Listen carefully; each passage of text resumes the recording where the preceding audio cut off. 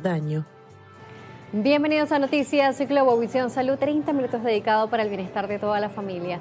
Les saluda como siempre Daniela J. Salas en nombre de todo el equipo técnico y de producción que hace posible que este espacio llegue hasta sus hogares. Como siempre, en interpretación de lengua de señas, nuestro compañero Joshua Llanos.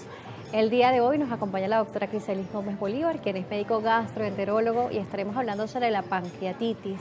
Gracias, doctora, por acompañarnos. No, feliz tarde, muchas gracias por esta invitación y bueno, saludo por supuesto a todos los fieles televidentes de Noticias Salud que siempre están motivados a aprender de salud y a mejorar por supuesto su salud en general. Bueno, gracias también a ustedes por ayudarnos a la parte de la educación y conocer las herramientas para nosotros los pacientes. Doctora, antes de hablar de la pancreatitis, vamos a hablar sobre el páncreas. Sí, el páncreas, mira, el páncreas es un órgano tan vital, especial. De hecho, los gastroenterólogos y bueno, médicos en general decimos que es un órgano especial porque es una glándula, pero además, por supuesto, es un órgano plano que se encuentra ubicado en el segmento superior del abdomen, en la parte profunda del abdomen, pero que cumple dos funciones, digamos de forma general, muy importantes. Una función endocrina a través de la liberación o que segrega una hormona llamada insulina, que sabemos que es vital para mantener y regular los niveles de glicemia o de glucosa en sangre, y por otro lado una función exocrina que se encarga de segregar enzimas digestivas y que sabemos que es tan importante, por supuesto, que juega un papel vital en lo que es la digestión. Entonces, sabemos entonces que el páncreas cumple funciones bien importantes en el metabolismo y que por eso, por supuesto, su importancia, ¿no? Claro, es muy importante para todo el funcionamiento de nuestro cuerpo y además, bueno, vemos una inflamación o una enfermedad que se puede desarrollar a través de él, ¿no?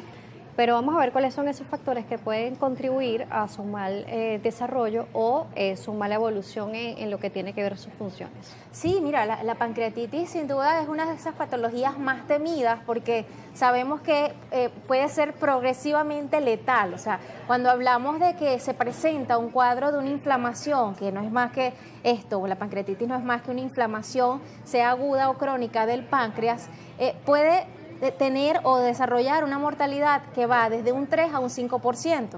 Entonces es por ello que siempre estamos hablando de esto.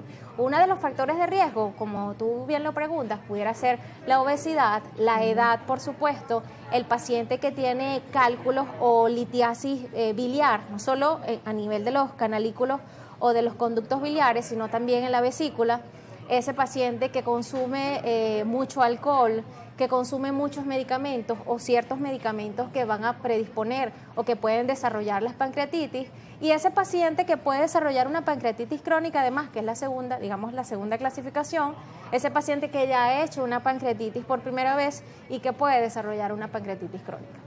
Claro, con respecto a esto nos habla sobre los cálculos biliares, sobre esa bilis, ¿no? ¿Aquel paciente que no tiene vesícula?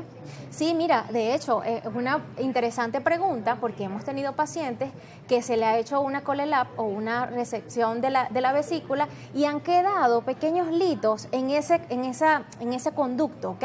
O en esa vía biliar. Y ese paciente posteriormente hace una pancreatitis o hace una colangitis u otras complicaciones inherentes a ese cálculo pequeño que ha quedado, y lo hemos visto pues. ¿Y cómo saber si quedó ese pequeño cálculo? No, mira, generalmente pues podemos hacer estudios como una colangio, una tomografía, o una colangio es una tomografía digamos como más puntual o más específica de las vías biliares, ¿no?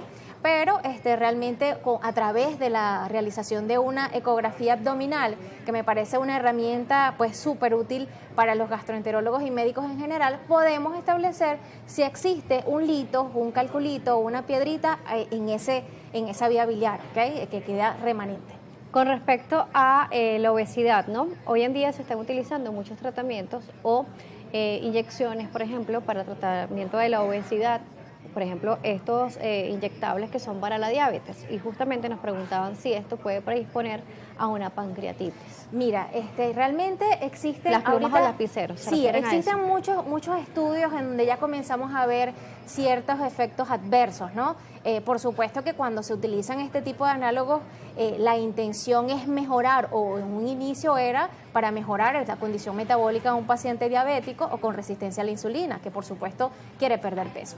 Pero se ha han visto casos mínimos o en porcentajes muy bajos en donde sí se ha visto pancreatitis u otros efectos adversos, en donde pues por supuesto hay que suspender el medicamento y abocarse a tratar ahora esta condición desencadenada.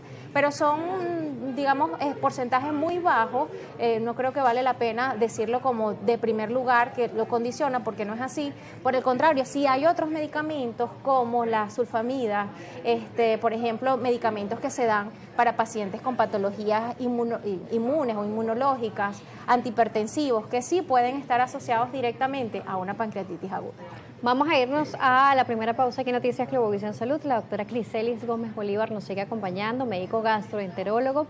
Estamos hablando sobre el páncreas, sobre la pancreatitis, así que no se parte de nuestra programación. Nuestras cuentas @salud_gb y @DanielJSalas están a su disposición. Volvemos.